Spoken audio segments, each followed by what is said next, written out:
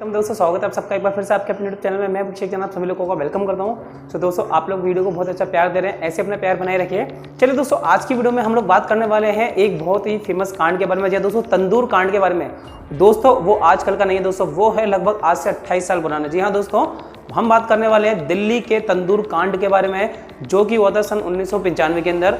क्या हुआ था पूरा प्रोसेस, मतलब किस तरह से क्राइम को अंजाम दिया गया था, इस मर्डर को अंजाम दिया गया था, पूरी बात करेंगे। तो चलिए दोस्तों स्टार्ट करते हैं। ये जो क्राइम है, ये जो तंदूर कांड है, वो स्टार्ट होता है दोस्तों सन 1995 2 जुलाई।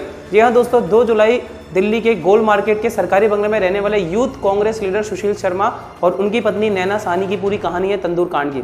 चलिए दोस्तों स्टार्ट करते हैं। तो 2 जुलाई 1995 के दिन होता क्या है कि सुशील शर्मा जी अपना काम निपटा के अपने घर आते हैं, जहाँ पे नैना साहनी उनकी पत्नी घर पे मौजूद रहती है। अब होता क्या है कि सुशील शर्मा जी के आने से पहले नैना साहनी किसी से फोन पर बात कर रही होती है। अब बात कर रहे हैं सन 1995 की। तो दोस्तों आप सोच सकते हैं कि फ़ोन किस तरह का होगा। दोस्तों उनके हाथ में फ़ोन था, लैंडलाइन वाला फ़ोन था, कोई अपना मोबाइल नहीं था, लैंडलाइन वाला फ़ोन था। अब जैसे ही सुशील शर्मा अपने घर में एंटर होता है तो घबरा कर अचानक से नैना फ़ोन काट देती है और फ़ोन को नीचे रख देती है। और देखिए उसको ऐसा कुछ शक भी नहीं था, कुछ नहीं था, लेकिन जैसे सुशील शर्मा आता है फ़ोन रख दिया जाता है तो सुशील को क्यूरियोसिटी होती है, उसको आशंका होती है। वो अपनी पत्नी से पूछता है कि नैना क्या हुआ, आप किससे बात कर रहे थे। तो नैना मना कर मतलब टालम टोल कर देती है, घबरा जाती है कि नहीं नहीं ऐसे नहीं, किसी का रॉन्ग कॉल था या किसी का फ़ोन था, वो ऐसे कह देती है। अब आपको पता है कि अगर बोलने के तरीके से पता पड़ जाता है कि व्यक्ति सच बोल रहा है, कुछ छिपाने की कोशिश कर रहा है, तो उसी वक्त सुशील शर्मा को शक हो जाता है कि मेरी पत्नी मुझसे कुछ छुपा रही है।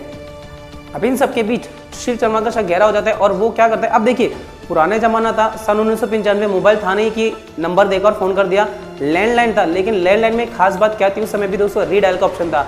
अब नैना ने सिर्फ फोन काटा था और नैना अपना काम करने किचन में चली जाती है। लेकिन जब सुशील शर्मा का शक गहरा होता जाता है तो वो उस नंबर को रीडायल कर देता है और जैसे ही फोन उठाती है तो क्या होता है दोस्तों, लेकिन मैं बता देना चाहता हूँ, फोन लगाने से पहले ही सुशील को शक था, क्योंकि नैना के कॉलेज के दिनों से ही एक दोस्त था मतलूम करीम नाम का नैना का एक दोस्त हुआ करता था, और ये कह सकते हैं कि उनका कुछ अफेयर भी चलता था। इस बात की जानकारी पहले से ही सुशील को थी। अब जब जैसे ही फोन डायल करता है और फोन पर रिंग जाती है और फोन उठाती जब आवाज़ आती है तो सुशील शर्मा पहचान जाता है कि ये आवाज़ मतलूम करीम की है। अब वो फ़ोन पर ज़्यादा कुछ नहीं कहता है, क्योंकि वो फ़ोन पर लड़ना नहीं चाहता था। अगर उसे कोई बात भी करनी थी वो बाद में करता, तो वो ये फ़ोन कहकर काट देता है। ठीक है, कुछ बात नहीं करता, फ़ोन काट दिया जाता है। अब इसके बाद किचन में काम रही नैना के पास जाता है सुशील शर्मा। अब नैना से भाई जा करके झगड़ा करना, यानी कि उनके बीच में बहस स्टार्ट हो जाती है। वो नैना से कहता है कि क्या तुम मतलूम करीम से बात करी थी, तो नैना बिल्कुल उसी तरह से मना करने लगते थे, नहीं ऐसा कुछ भी नहीं है। और दोनों के बीच एक बहस स्टार्ट हो जाती है कि तुम भी मेरे पीठ पीछे से बातें करती हो, जो भी है उनके बीच काफ़ी बहस। आप समझ सकते हैं कि हस्बैंड वाइफ के बीच इस सिचुएशन में क्या बहस स्टार्ट हो सकती है। इन सारी बहसों के बीच सुशील शर्मा का गुस्सा एकदम टॉप लेवल पे पहुंच जाता है और उसके कमर पे दोस्तों जो गन लगी रहती है, देखिए कांग्रेस लीडर था, हो सकता है उसके पास गन वगैरह लाइसेंस वगैरह होती है, तो वो अपनी गन निकालता है और नैना के सिर पे तान देता है। अब गुस्सा उसका इतना ज़्यादा बढ़ जाता है कि वो दोस्तों नैना के ऊपर 3 गोली फायर कर देता है, जिसमें से पहली गोली जाकर लगती है एसी में, दूसरी गोली नैना की गर्दन में लगती है और तीसरी गोली लगती है दोस्तों नैना के सर पे। इस सब के बाद 3 गोलियां लगने के बाद में दोस्तों नैना नीचे गिर जाती है और उसकी वहीं पे मौत हो जाती है। और पूरा जो रसोई का फर्श था खूनम खून हो जाता है, जो कहते हैं ना खून से लथपथ पूरा हो जाता है उसका शरीर भी और फर्श भी। अब ये सब देख के अचानक से सुशील शर्मा होश में आता है, घबरा जाता है कि ये मैंने गुस्से में क्या कर दिया, मैंने अपनी पत्नी को मार दिया जिसे मैं इतना प्यार करता था, और छोटी सी बात को लेकर ही मैंने उसको मर्डर कर दिया। लेकिन अब दोस्तों करे क्या, असली जो क्रिमिनल होता है दोस्तों उसकी पहचान देखिए। भले ही मर्डर अनजाने में किया, लेकिन अब वो उसे छुपाने में लग जाते हैं, क्योंकि उसे पता है कि पुलिस मेरी इस बात का यकीन नहीं करेगी कि मैंने मर्डर क्यों किया, कैसे किया। अब वो करता क्या है दोस्तों, सबसे पहले तो बड़ी बड़ी पन्नियां या जो भी लाता है और उसमें नैना की लाश को लपेट के रखता है। अब नैना की लाश को लपेटने के बाद पूरा फर्श साफ करता है और नीचे अपनी कॉलोनी में आके देखता है कि कहीं कोई नहीं है। जब वो अच्छे से देखता है कोई भी नहीं है तो धीरे से अपनी मारुति सुजुकी 800 को अपने गेट के बाहर लगाता है और धीरे से नैना की लाश को लपेट के लाता है जब कोई ना देख रहा हो, और ला करके अपनी कार के डिग्गी में डाल देता है। अब दोस्तों घबराया हुआ तो वो है, अब वो अपनी कार को स्टार्ट करके पूरे शहर में घूमता रहता है और सोचता रहता है कि मैं इस लाश का क्या करूं। इसी बीच उसे ध्यान आता है कि I2 पर यमुना ब्रिज है, वहां पर जाकर मैं इस लाश को फेंक देता हूँ, किसी को पता नहीं चलेगा।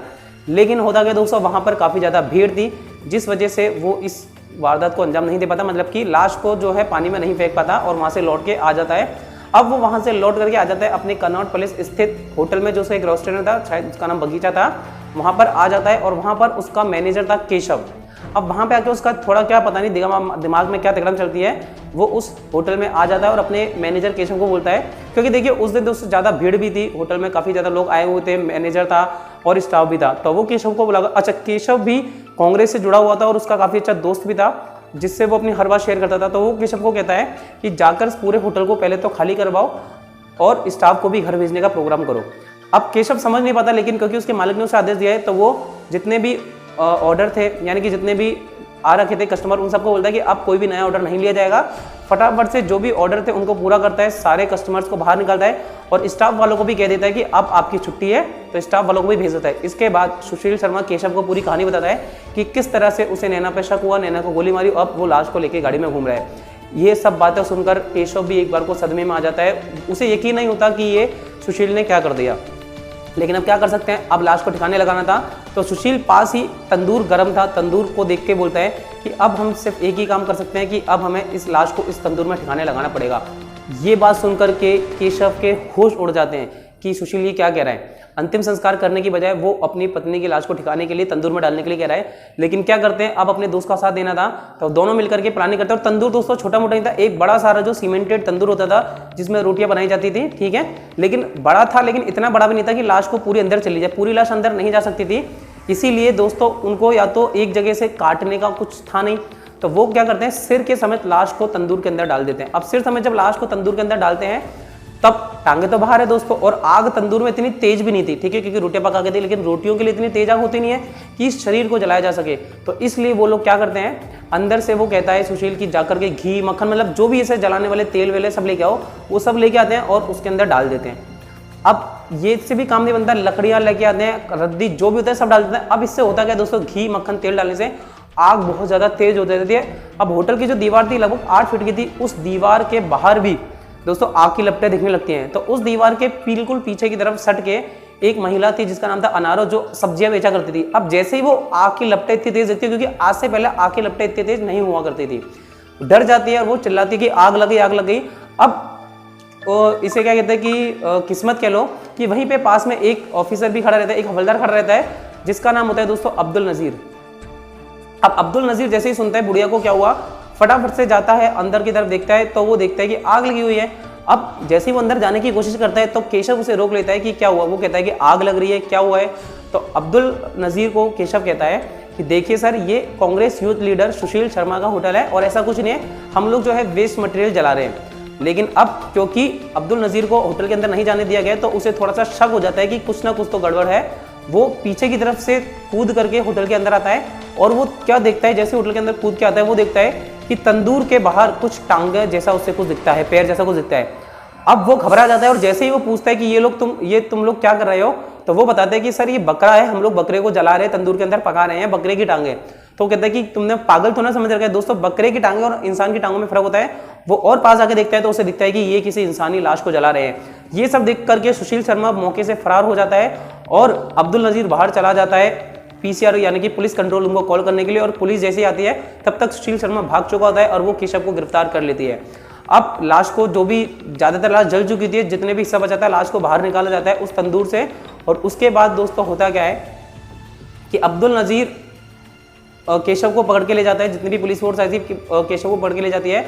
और कुछ टाइम बाद सुशील शर्मा को बेंगलोर से अरेस्ट कर लिया जाता है और उस पर मुकदमा चलता है। लेकिन उसको अरेस्ट करने से पहले बेल तैयार होती है, लेकिन उसकी बेल खारिज कर दी जाती है।